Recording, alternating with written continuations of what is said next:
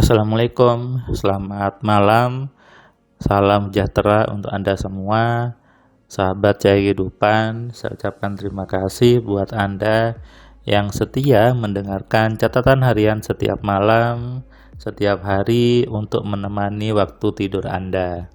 Malam hari seperti ini jam 23 lewat 45 menit, mungkin sebagian dari Anda sudah tertidur.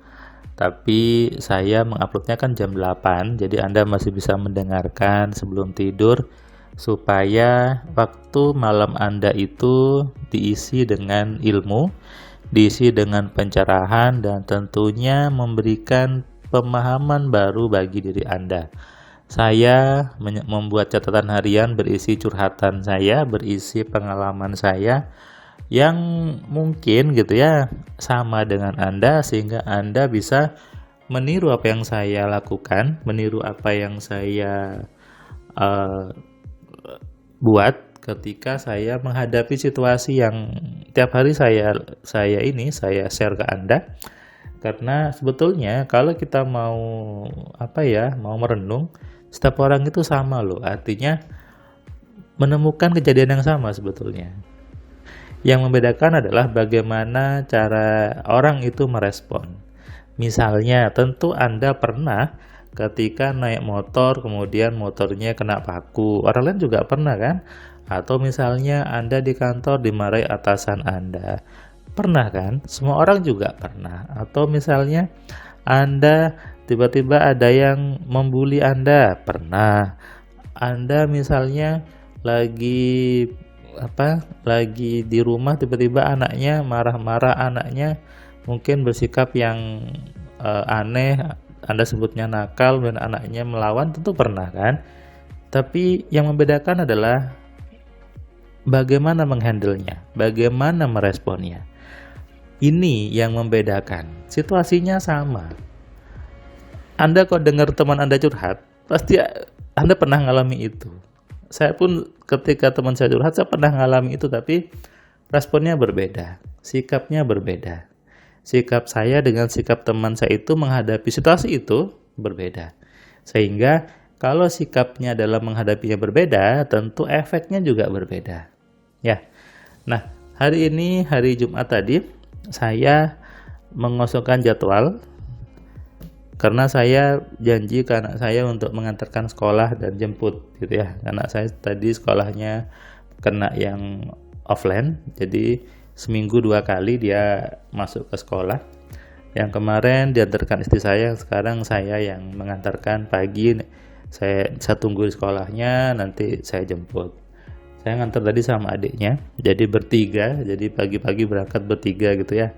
Kencan bertiga, kemudian ngantar kakaknya sekolah, adiknya minta ke McD, jadi makan ke McD. Dan tadi ketika makan di McD, adiknya ini minum teh, itu tehnya McD ya, jatuh, numpah ke bajunya. Anak saya ini langsung nangis dan ya teriak-teriak. Kalau orang lain mungkin ada yang responnya negatif, tapi ketika saya bersihkan, kemudian saya kasih mainan dan saya bilang, mau di sini atau mau pulang? Si adik ini bilang, anak saya bilang, udah pulang aja. Ya udah, saya bawa pulang. Di mobil saya ajak ngomong, saya lihat-lihatkan jalan, berhenti nangisnya. Sebagian orang ketika anaknya seperti itu marah-marah, emosi, kemudian anaknya dibilang nakal lah, dibilang macam-macam. Situasinya sama kan, sama-sama anaknya menangis, anaknya tanda kutip buat kesalahan, tapi bagaimana sikapnya itu berbeda. Sikapnya berbeda, nanti efek berikutnya juga berbeda. Nah, sikap yang berbeda ini itu adalah dari ilmu yang ada di kepalanya. Karena saya tahu kalau saya menyikapi anak saya ini dengan marah-marah, nanti efeknya ke saya. Jadi saya tambah marah-marah. Ya udah, saya sikap aja dengan baik gitu ya. Kemudian saya pakai rumus AMC di anak saya supaya dia diam dan ngefek. Nah, ini sikap-sikap yang sebetulnya semua orang bisa lakukan, semua orang bisa pelajari. Tapi kadang banyak orang mengatakan, Mas Herman, susah seperti itu, susah bersikap baik. Loh, lucu kan? Bersikap baik kok susah, bersikap tenang kok susah. Padahal di agama disuruhnya bersikap baik, di agama disuruhnya bersikap yang tenang. Kenapa susah bersikap baik, apalagi sama anak? Saya kadang gemes juga ketika mengatakan susah seperti itu. Berarti kalau susah bersikap baik selama ini jelek dong. Nah, ketika selama ini jelek, kemudian mendapatkan kehidupan yang jelek, apakah salah? Tidak. Berarti kalau gitu memang benar apa yang saya katakan bahwa hidup manusia itu efek dari program di kepalanya. Buktinya ketika disuruh mengerjakan apa yang saya lakukan di Cahaya Kehidupan, di buku 10 Kejaran Pikiran bilangnya susah. Berarti kan jelek selama ini isinya. Nah, berarti kalau isinya jelek ya dapatnya jelek. Nah, hati-hati dengan isi kepala Anda, hati-hati dengan sikap Anda. Sikap Anda terhadap sebuah kejadian, terhadap sebuah situasi, itulah yang menarik kejadian berikutnya. Semua orang pernah di situasi yang sama. Jangan merasa bahwa hanya Anda yang mengalami kesusahan, hanya Anda yang mengalami anaknya nakal, anaknya bersikap aneh, anaknya seperti itu. Bukan. Semua orang juga pernah, saya pun juga mengalami itu.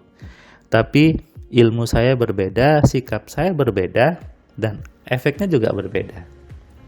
Maka yang perlu dipahami adalah ilmunya bagaimana. Jadi kalau gitu, ilmu di hidup ini sama sebetulnya. Karena situasinya sama, jadi ilmunya sama. Makanya ilmu kehidupan itu penting. Kalau tidak tahu ilmunya, tidak tahu bagaimana menyikapi berbagai hal itu, jadinya hidupnya kacau. Nah, semua itu bermula dari isi kepala Anda, dari isi pikiran Anda. Bagaimana Anda mengelola pikiran Anda mengontrol pikiran Anda menggunakan pikiran Anda dengan benar, itulah ilmu kehidupan.